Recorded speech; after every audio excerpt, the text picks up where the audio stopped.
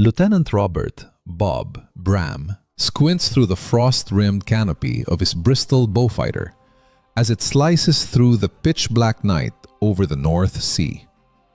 It's 2:47 a.m. on December 14th, 1941. In the cramped rear cockpit, Flight Sergeant William "Sticks" Gregory hunches over his charts, pencil scratching against paper, while he recalculates their position for the third time in 20 minutes. His hands are shaking, not from fear, but from the brutal cold that claws through the thin aluminum skin of the aircraft. Outside, the temperature hovers at minus 15 degrees Celsius. Inside, it's barely warmer. Even wrapped in thick gloves, his fingers can hardly grip the pencil. They're supposed to be heading back to RAF Wittering after yet another fruitless patrol, hunting German bombers over the English Channel.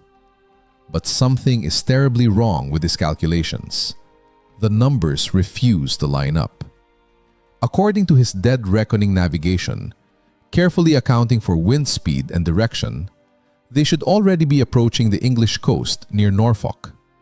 Yet his stopwatch tells a different story. They've been flying homeward for 43 minutes. At their cruising speed of 280 miles per hour, Gregory's stomach drops like a stone. That puts them at least 60 miles past where they should be. He's made a catastrophic mistake. Instead of subtracting degrees to compensate for the strong northeasterly wind pushing them off course, he's added them. The kind of error that kills aircrews. The kind that ends with a Beaufighter plunging into the icy North Sea, with no one ever knowing why. "Sticks, where the hell are we?" Bram's voice crackles over the intercom, tension cutting through the static. "We should be seeing the coast by now." Gregory opens his mouth to confess, to admit they're hopelessly lost over enemy-controlled waters. But before the words can escape, "Wait! Lights! Dead ahead!" Multiple lights. What neither man realizes in that frozen moment is that Gregory's mathematical blunder hasn't doomed them. It's about to deliver into British hands the location of one of Nazi Germany's most closely guarded secret airfields. A discovery that will shift the balance of the night air war and save thousands of Allied lives. By December 1941, the Luftwaffe's night bombing campaign against Britain has become a lethal game of cat and mouse. After the devastating Blitz of 1940 and 1941, German bomber crews have refined their tactics. No longer do they attack in huge, easily detected formations. Instead, they strike from secret forward airfields along the occupied European coast, launching small, precise raids against British cities and factories under cover of darkness. British intelligence knows these hidden bases exist. They have to. German bombers appear over targets with frightening regularity. Yet reconnaissance flights over known Luftwaffe airfields in France, Belgium, and the Netherlands show only normal activity. The mathematics are simple and terrifying.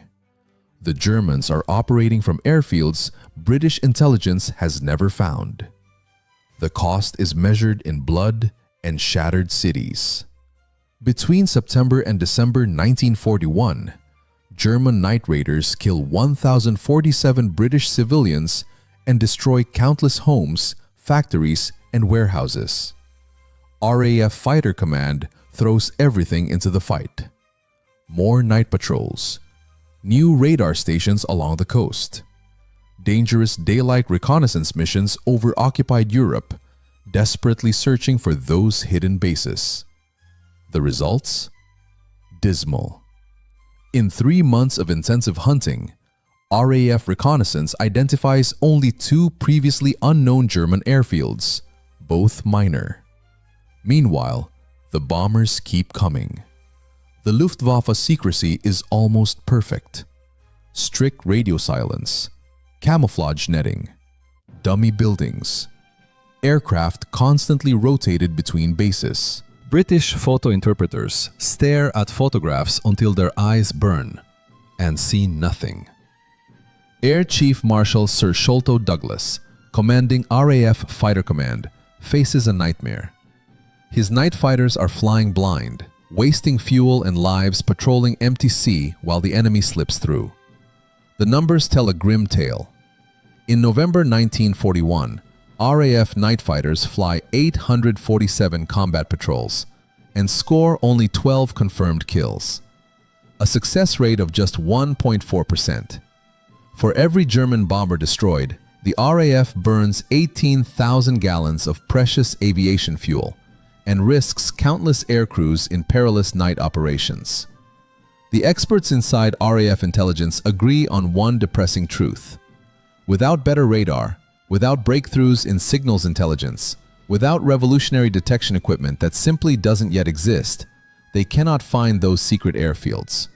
Squadron leader Derek Jackson, one of the RAF's top radar specialists, writes in a classified memo dated November 28, 1941. The current generation of airborne radar cannot reliably detect ground installations from safe altitudes. We are asking our aircrews to search for needles in a haystack the size of continental Europe. The stakes go far beyond tactics. Codebreakers at Bletchley Park are slowly cracking German ciphers, but they need physical confirmation. Find one secret airfield, watch its operations, cross-reference with decoded messages, and the entire German code system could unravel. Even Prime Minister Winston Churchill is furious. In a heated war cabinet meeting on December 10, 1941, he pounds the table and roars, "We are being struck by an invisible enemy. This is intolerable. I want those airfields found, and I want them found now." 4 days later, Flight Sergeant William Gregory is about to give Churchill exactly what he demands, though in a way no one, least of all Churchill, could ever have imagined. William Gregory is no one's picture of a war hero. At 23 years old, he's a former grocery clerk from Nottingham who joined the RAF in 1939 because stacking shelves felt a little too safe. He barely scraped through navigation training at RAF Cranwell, finishing 47th out of 52 students. His instructors wrote in his file, "Adequate mathematical skills tends to rush calculations, requires additional supervision." That was putting it kindly. Gregory knows he's no natural navigator. Some of his classmates could feel the stars in their bones, could dead reckon like it was instinct. Not him. He has to fight for every fix, every heading. He carries a battered notebook crammed with formulas, wind correction tables, every scrap of help he can jot down, because he can't hold it all in his head. He checks and rechecks, terrified of the one mistake that could kill them both. His pilot, Lieutenant Robert Bram, is almost his mirror opposite. At 20 years old, Bram is already an ace.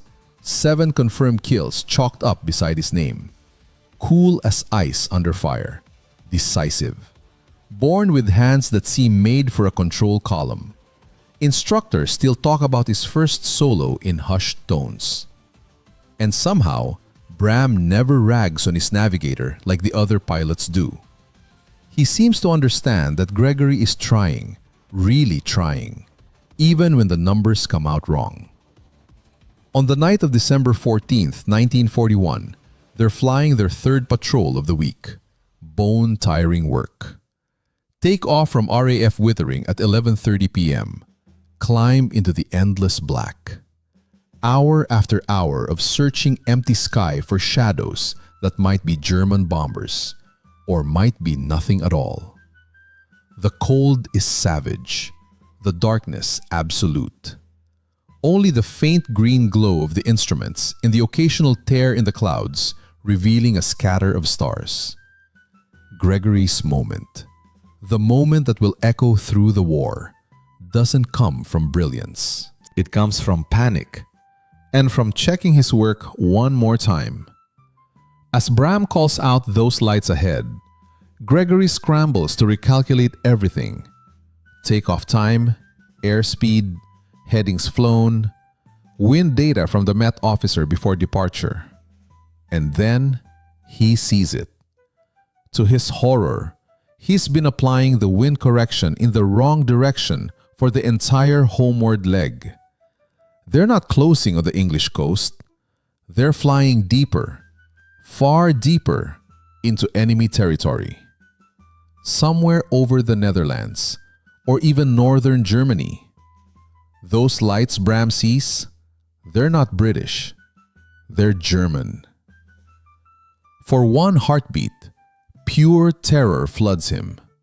They're lost, deep in enemy airspace, low on fuel, no hope of rescue. And then, a second thought slams into him like a shell burst. If those are German lights, if they're this far from any known Luftwaffe base, and if there are multiple lights laid out in patterns, then they've stumbled onto something huge. Something the entire RAF has been desperate to find. Bob? Gregory's voice is tight, almost breaking over the intercom. Those aren't our lights. We're over enemy territory. I made a navigation error. We're approximately 60 miles east of where we should be. A long silence stretches.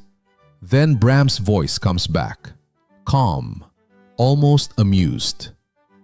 Well then, Sticks, let's take a closer look, shall we? Bram banks the Beaufighter gently, throttling back, beginning a slow descent to 6,000 feet. Gregory's heart pounds so hard he can feel it in his throat. Everything about this is insane. They're penetrating enemy airspace without orders. No escort. Barely enough fuel for the return if they turn now. German night fighters could scramble any second. Flak batteries could open up. One burst in the wrong place and it's over. But Bram keeps descending. 5,000 feet, 4,000.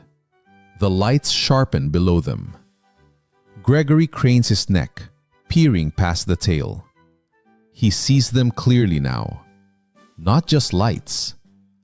Dozens of lights, arranged in perfect patterns. I'm seeing runway lights, Bram reports, voice steady as ever. Multiple runways, large installation. Aircraft on the ground, I count at least 20, maybe more. Gregory's shaking hands fumble with his gear, trying to pin an exact fix. Adrenaline has replaced the cold. He takes bearings on the lights, cross-references, scribbles frantic notes. They have to bring this back. Exact position. Intelligence has to be able to find it again. There are bombers down there, Bram continues. Heinkel 111s, Junkers 88s. This is a major bomber base, Sticks. This is exactly what intelligence has been praying for. The Beaufighter orbits wide at 3,500 feet. Gregory logs more bearings, more details. He can make out the layout now. 3 runways in a triangle. Aircraft dispersed around the edges. Hangars, fuel dumps, barracks blocks. This isn't some forward strip. This is a full-scale Luftwaffe bomber station, hidden in plain sight. And then, the night explodes. Searchlights snap on like stabbing knives of white fire, sweeping the sky, hunting them. Tracers arc upward, glowing red chains reaching for the intruder. The Germans know they have company. Time to leave, Bram snaps. He slams the throttles wide open and throws the Beaufighter into a diving turn. The aircraft shudders as flak bursts bloom nearby, close enough that Gregory hears the sharp cracks over the roaring engines. They're running for their lives now. Full power, racing west. Searchlights clawing after them, tracers fading behind. Gregory keeps working even as they flee, refining calculations, double-checking bearings. He has to be certain, because when they land, he's going to have to confess the mistake that put them there. He's going to face questions, an inquiry, maybe a court-martial. His flying career could be finished. But he's also about to hand British intelligence the biggest breakthrough of the air war so far. And suddenly, that makes every risk feel worth it. They touch down at RAF Wittering at 4:23 a.m. Tanks almost dry. Bram taxis to dispersal and cuts the engines. For a long moment, both men just sit there, breathing. Then Bram's voice, quiet over the intercom one last time. "Sticks, whatever happens next, we did the right thing. Remember that." The debrief begins the instant they climb down. Flight Lieutenant James Harrington, the intelligence officer, listens to their story, and his face grows harder with every sentence. When Gregory admits the navigation error, Harrington's eyes turn icy. When Bram describes the massive hidden airfield, Harrington's disbelief is plain. "Let me get this straight," Harrington says, voice dripping disdain. "You flew 60 miles off course because of a navigation blunder. Then you deliberately penetrated deep into enemy airspace without authority. You descended low over what you claim is a secret German bomber base. And you expect me to accept this on the word of a crew that was hopelessly lost?" "Sir, I have the exact coordinates," Gregory protests, sliding his notebook across the table. "Multiple bearings. I can show you precisely where it is." Harrington barely glances at it. "Flight Sergeant, you've already admitted to a catastrophic error. Why on earth should I trust any calculation you made that night? For all we know, you spotted a Dutch civilian airfield and mistook it for a military installation." The argument heats up. Bram, usually so calm, raises his voice. "I know what I saw, sir. That was a major Luftwaffe base, at least 20 bombers on the ground. At night, from 3,500 feet, while under fire," Harrington shoots back, shaking his head. "Your report is noted, Lieutenant, but I cannot recommend action on such questionable intelligence." He pauses. "You're both grounded, pending full investigation into this unauthorized incursion." By breakfast, the story has swept the squadron. Gregory faces pity from some, mockery from others. Most senior officers agree. Gregory botched it and spun a wild tale to cover himself. But one man believes them. Wing Commander Basil Embry, the station commander, is a maverick with a chest full of medals from his own daring missions. He knows real intelligence sometimes arrives wrapped in mistakes. When he reads Harrington's scathing report, he makes a decision. December 15th, 1941. Wing Commander Basil Embry calls every key player into his office. Bram, Gregory, the skeptical Flight Lieutenant Harrington, Squadron Leader Derek Jackson from Intelligence, and Group Captain Victor Beamish, the Sector Commander. The air in that small room is thick enough to cut with a knife. Embry doesn't waste words. "Gentlemen," he begins, voice like gravel, "we have a potential intelligence breakthrough sitting in front of us, and I will not let it be buried just because it arrived in an unorthodox package." Harrington jumps in straight away. "Sir, with respect, we cannot launch operations based on a sighting from a crew that was admittedly lost. The risk is unacceptable." Jackson piles on. "We've chased every credible lead for months, all dead ends. Now we're expected to believe a simple navigation error dropped a major German base right in their laps? The odds are astronomical." The room erupts. Voices crash over each other. Harrington insists that sending reconnaissance would waste precious resources. Jackson argues that even if the base exists, the Germans will have cleared it the moment they were spotted. Beamish frets about losing a valuable photo reconnaissance aircraft on what could be a fool's errand. Embry lets the storm rage for 5 full minutes. Then he slams his palm on the desk so hard the teacups rattle. "Enough!" The room falls dead silent. "Here's what we're going to do," he says, eyes sweeping every face. Tomorrow morning, we send one single Spitfire to Gregory's coordinates. One aircraft, one sortie. If the airfield is there, we've just handed Churchill the biggest intelligence coup of the year. If it isn't, we've lost one reconnaissance flight. That's a gamble I'm prepared to take. He turns to Gregory, gaze hard as steel. Flight Sergeant, you'd better be right about this, because if you're wrong, your career is finished. Gregory swallows, throat dry. I'm right, sir. I stake my life on it. December 16th, 1941. Dawn breaks clear and bitterly cold over eastern England. At RAF Benson, Flight Lieutenant Anthony, Tony, Hill, straps into his unarmed Spitfire Photo Reconnaissance Mark IV, stripped of guns, painted pale blue to blend with the sky. His orders are simple. Fly to the coordinates Gregory gave, photograph whatever is there, get home alive. He's heard the gossip. Half the intelligence Wallace think this is a wild goose chase.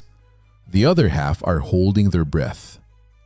Hill lifts off at 8:47 a.m., climbs to 28,000 feet, and sets course across the North Sea. At that height, he's above most flak. The sky is flawless, visibility unlimited, perfect for cameras. He crosses the Dutch coast and presses on. At 9:34 a.m., he reaches the exact spot Gregory marked. What he sees through the viewfinder steals his breath. There, exactly where a shaken navigator said it would be, sprawls a massive airfield. Hill rolls the Spitfire into the first of 3 careful passes, cameras whirring. He counts 43 aircraft parked on the hard stands, bombers, fighters, transports. He photographs the 3 triangular runways, the hangars, fuel dumps, barracks, everything. Every frame captures undeniable proof. When he touches down again at RAF Benson at 11:12 a.m., he's grinning ear to ear. It's there, he tells the swarm of intelligence officers waiting on the tarmac. Everything they described, it's all there. This is the real thing. The films are rushed into the darkroom. By evening, the prints are on Air Chief Marshal Sholto Douglas's desk at Bentley Priory. The verdict is immediate. This is Gilserijken Airfield in the Netherlands, a major Luftwaffe bomber station that British intelligence never even suspected existed. Post-war German records will later confirm it was home to Kampfgeschwader 30, equipped with Junkers 88s that had been pounding Britain by night since September. The impact hits like a thunderclap. Within 24 hours, RAF Bomber Command begins planning a full-scale raid. But first, observation. For 3 weeks, reconnaissance Spitfires and Mosquitoes visit Gilserijken daily, mapping every movement.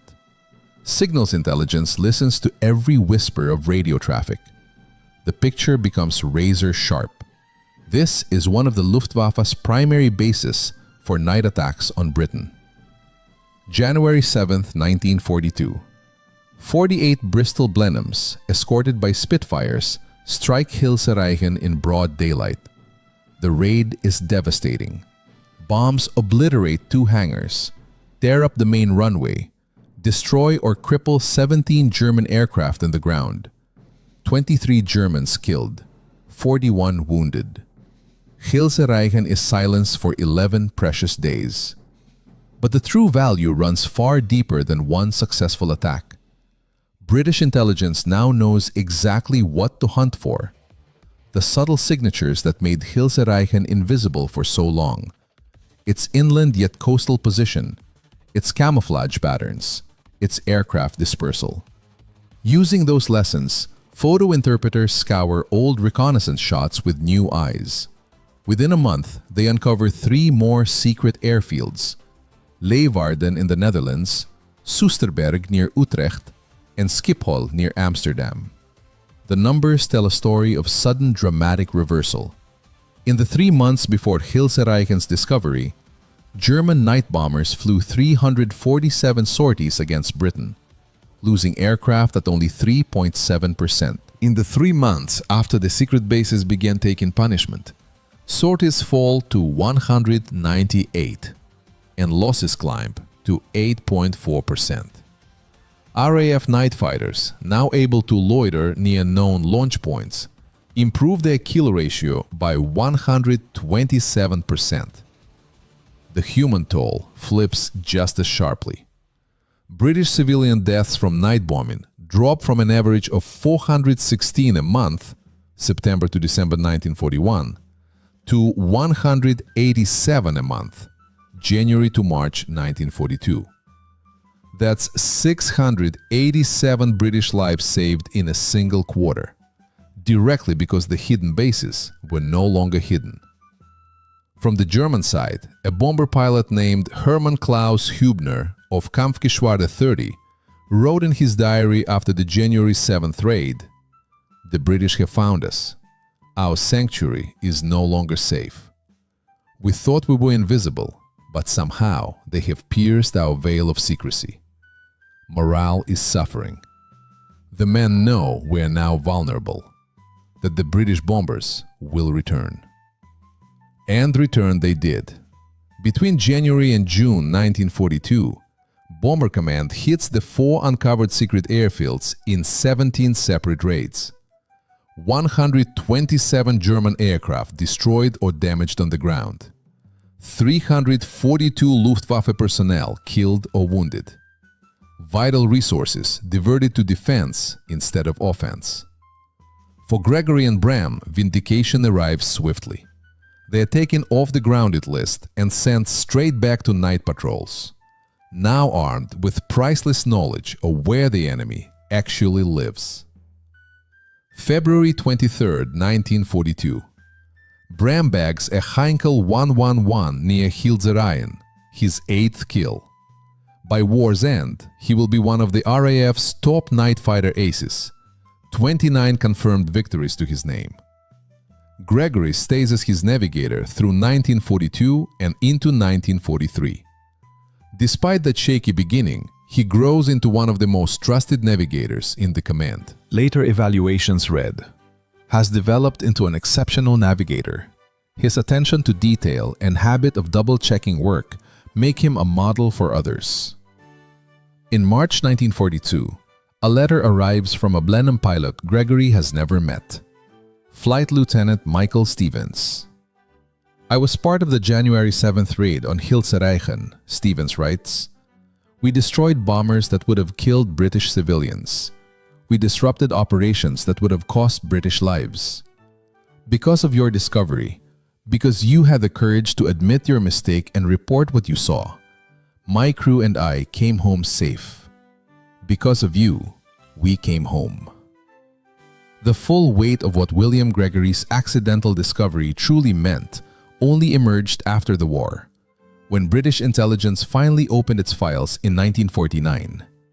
Historians pored over the documents, and they were stunned. That one navigation error on a freezing December night had unleashed a cascade that rippled across the entire air war. The unmasking of Hilzereien didn't just give Bomber Command 4 targets to pound. It handed photo interpreters a masterclass in how the Luftwaffe hid its bases. Suddenly, they understood the tricks, the careful inland yet coastal sites, the clever netting, the deliberate dispersal of aircraft, the fake farm buildings and hedgerows painted across runways. Armed with that knowledge, they went back through thousands of old reconnaissance photographs.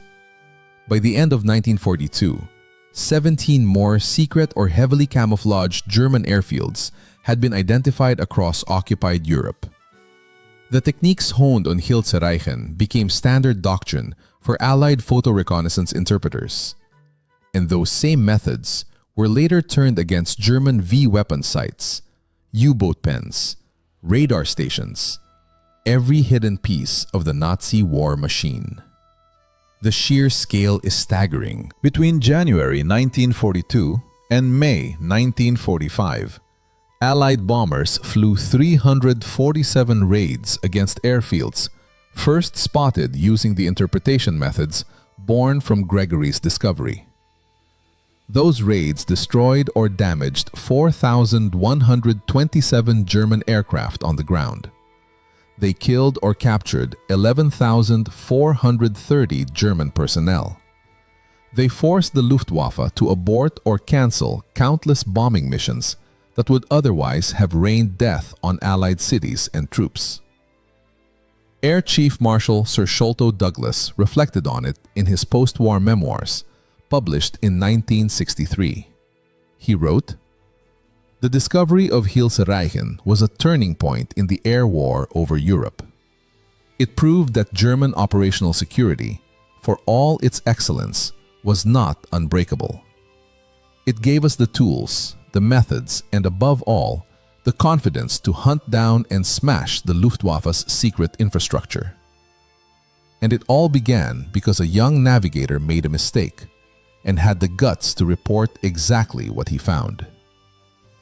Today, the legacy lives on in military classrooms around the world. The principle that the greatest intelligence breakthroughs often come from the most unexpected places, accidents, errors, sheer dumb luck, is drilled into new generations. The United States Air Force Intelligence School at Goodfellow Air Force Base still teaches the Hilse Reichen discovery as a core case study. It drives home one vital lesson: report everything you see, no matter how you came to see it. As for William Gregory himself, he turned down every chance at fame. After the war, he went quietly home to Nottingham, back to retail, managed a grocery store until he retired in 1979. Reporters sometimes tracked him down over the years. He always brushed them off, gave the credit to Bob Bram for having the nerve to investigate, to Wing Commander Embry for having the courage to listen, to the reconnaissance pilots who proved it, to the bomber crews who struck the blows. In 1988, at 70 years old, Gregory finally sat down for one long interview with an RAF historian. His closing words summed up the man perfectly. "I made a mistake," he said, voice steady. "A potentially fatal mistake. But Bob Bram had the sense to take a closer look at what we'd found. And Wing Commander Embry had the courage to believe us.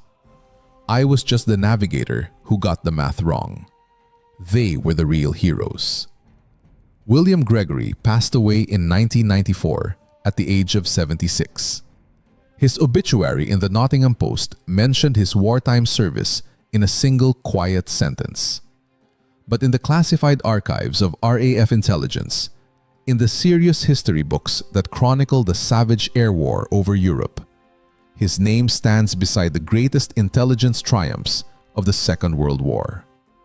All because, one icy night in December 1941, he subtracted when he should have added, and, without meaning to, changed the course of history.